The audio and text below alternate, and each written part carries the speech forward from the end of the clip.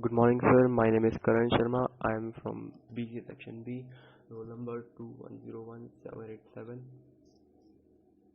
So, my seminar topic is web development and especially front end. So, I want to introduce to my topic first. So, what is front end development? Front end development, when we go to some websites, we just go there and click some buttons and website do its functionality like our platform, our Moodle platform. It's also a website and it also uses some code that run that website and the logic behind that website, like how we give exams and at what time should exam will be opened and closed.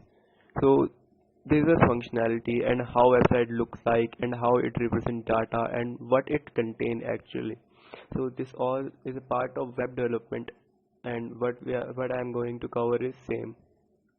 So front end part is how website look and how we create it, and dynamic and static and whatsoever. So now let me just now introduction is done. Now let's move to next slide, which is this web design. So when we are creating a website, we have to come to a web design which is, I don't know, which should be look better. So have three different structures, like where we go first and then where we go next and and then all these structures have their own functionality. Like if we look at HTML, HTML is a markup language. CSS is cascading style sheets. So as the name represents, CSS is used to design the web page and how it will look like. And just like the same JavaScript. So JavaScript defines the behavior of the website, like how website should what website should do when the user clicks this button and that button, and how it will interpret that on the browser side, not in the server side. Yeah, that's the major difference. So here's the three different photos where we are HTML is like structure, when we create our home, then first we create a basic structure that how home will look like. Then comes the CSS. When we just finished the construction of the home, then we think about how we will paint it and how different panels and windows should look like. So CSS represents those of things. Yeah, it is just this is the way I want to explain, but yeah, of course CSS is not used to paint homes and etc. It's used to website, but we can take a reference from there. So stick with me. And the next thing is behavior. That is JavaScript. So in the behavior we are watching this lift. So what lift does do, it lift one person from some floor, like ground floor, to basement or some upper floor, so he don't have to do work himself, so he don't have to climb the stairs or whatsoever. So what JavaScript should do, it just makes the work easy and do calculation itself. So this is the basic understanding of different things that we are going to see. And one more thing, as I am doing this seminar, I am not focused on JavaScript. Basically I am focused on HTML and CSS. So we are not going over functionality too much, but we are just looking at how to create a website, like a web page, and how we will make it dynamic, so user can interact with it. Like there are some buttons and we can color them, and yeah, we'll see it. So first HTML. HTML stand for hypertext markup language. So it's not a programming language or a scripting language. HTML is a different kind of language. In programming language we do calculation and that sort of stuff.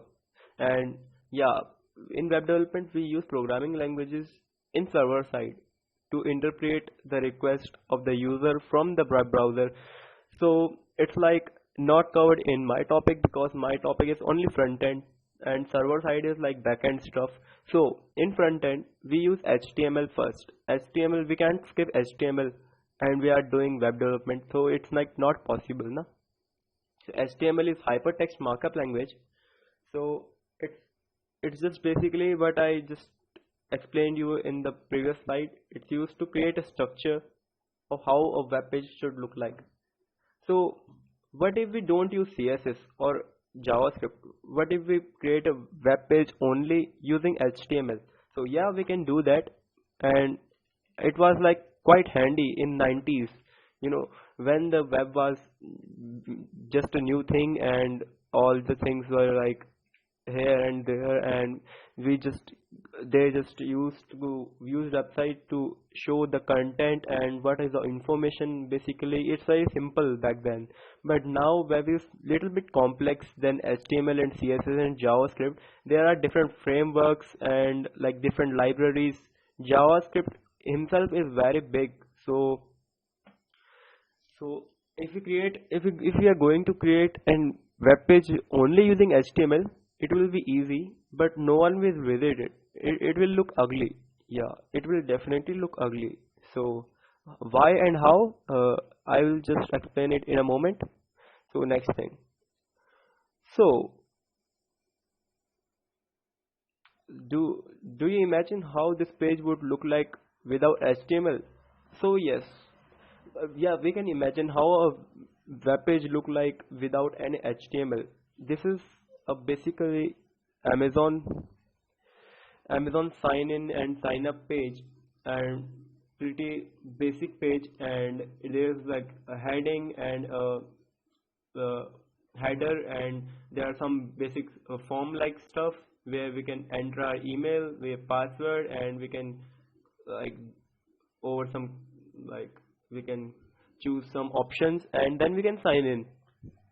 So without HTML there is no structure, you know. The text will be just all in one line or one or two lines, or text will be overlapping or colliding with each other. So without HTML, yes, we can imagine like over all the text there is no structure in the text, and we will have colors because we are using CSS little bit over here, but we will not have a structure, a proper structure. And for structuring in HTML we have different tags.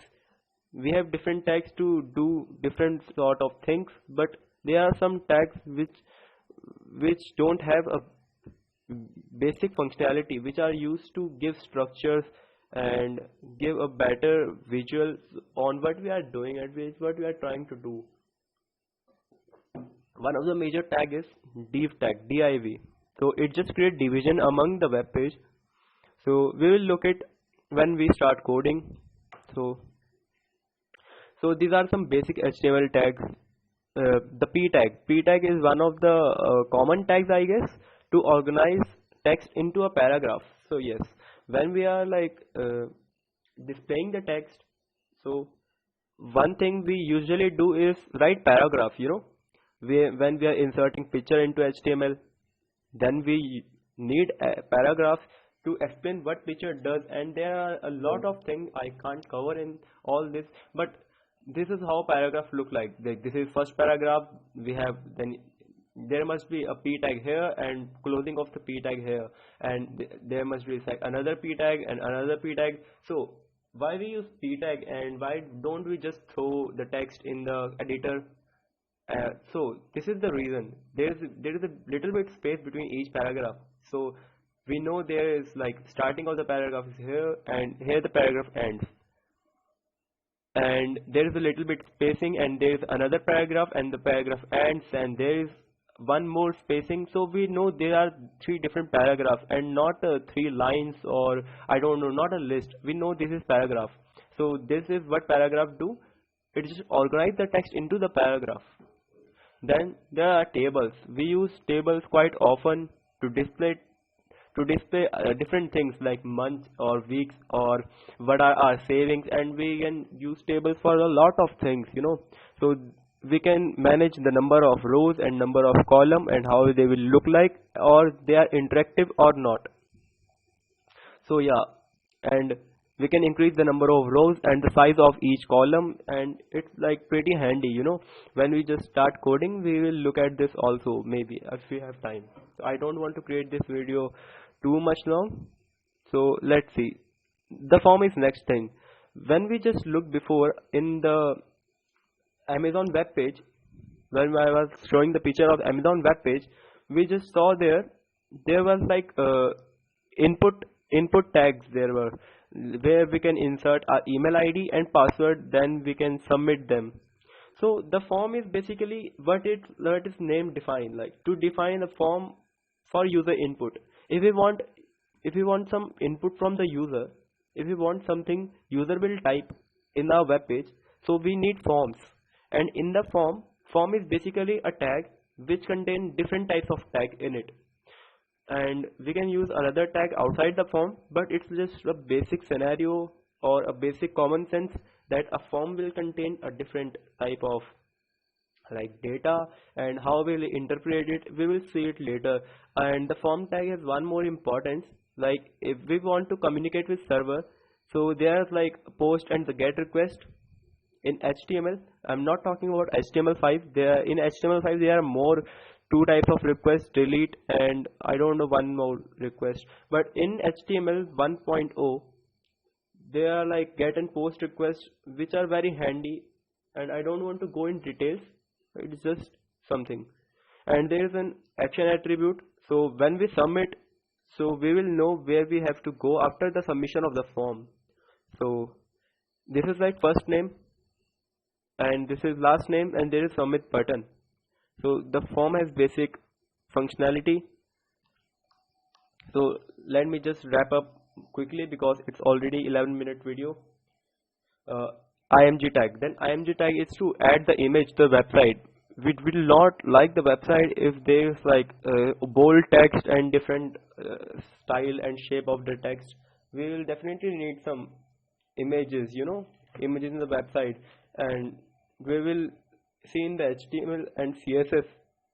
We will see in CSS how we'll manage them in order so they look pretty, they look just well organized. So we talked about CSS quite a bit, but let's talk about it in a quite good manner. So this is but what should we do to make the page look nice? So yeah, this is nice question. The answer is use CSS. CSS, as I have told before, CSS stands for cascading style sheets, and CSS is pretty awesome, and I like CSS very much, and it's very handy language too.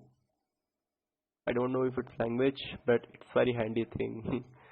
So set of rules defining how an HTML element will be presented in a web browser. So it's important, we are not creating a web page, but we are defining how each element in that web page will look like when we run in live servers or anywhere in browser.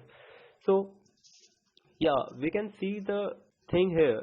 If we just throw the text in the editor, it will look ugly, but if we use HTML, it will look organized, but it will still look ugly because black and white doesn't look that good. There are different several colors, and we are quite it's quite normal to see different color on a website, and nobody wants to visit the website with only black and white color.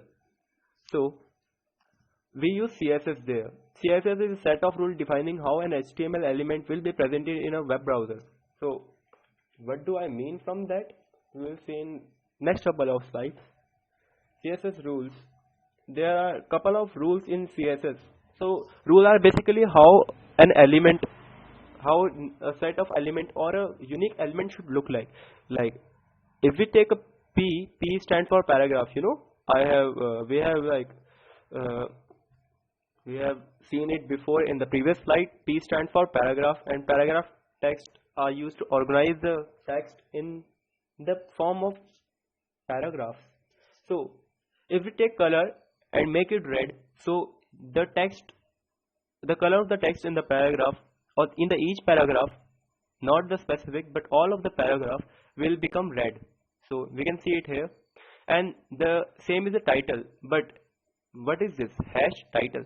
So the hash title, we are defining the property font style which is italic, so the text will be little bit tilt and border 1 pixel dotted and blue. this is like a wrap up a property to create a border outside any of the tag, but what is hash title? So it is id given to the elements. If we want to, like, if I want to color this paragraph with a different style or with different font, so I have to give it id, so it will be unique.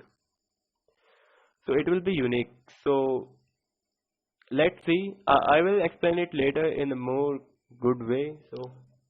So dot title and dot. What is dot title now? So, and title is not even the title is not something like real tag. It is the tag, but it is used to define the top at the top of the web browser where is his name of the site is written. But we can leave it there. Though dot title is class. So what class a tag belongs to? There must be different type of tags which belong to same class. So they will share the same property of the CSS. So they will look same in some sort of manner. Yeah, we can move now. So this is all about the slides. Now I will like to go on the coding section, where I will try to explain how the code works and how all the things we have seen in work in real life. So let's just switch to the coding section and see how it is going there. Okay, so now we are moved towards the coding section. In this section, we will discuss how to actually create the code for the website. So we can see it in the browser also, and let's just interpret it and see it later how it will look like. So this is I'm not going to show this code very much, but this is how a style a CSS look like. Like there are some couple of tags, HTML, like I am defining the background for the whole HTML. So whole HTML is like whole web page, and height for the whole web page, what should be the height. So this is pretty basic stuff, and I will talk about it later in a well defined manner. So this is HTML actually. So you can see here is a hierarchy in the HTML. So you can see each of the thing clear. There is a UL, and UL is like when we want to create a list, unordered list, then we use UL tags, and li is each element of the list, and a is a tag which is used to create the links in the website, which will redirect to the other pages or other website. H1 is the heading, so which heading we want to give.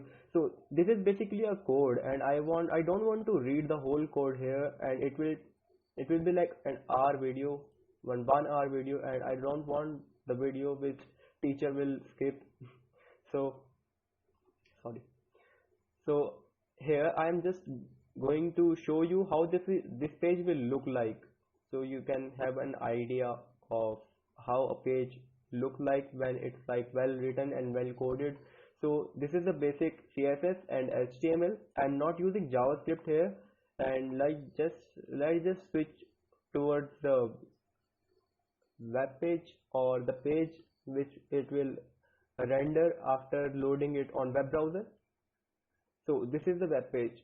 So we have a small heading here, we have a main heading here. So please don't just try to understand what it is here. It's like pretty dumb crap here, and I am using an extension to generate this kind of stuff. So this is a text lorem IP some dollar, and this is just useless crap.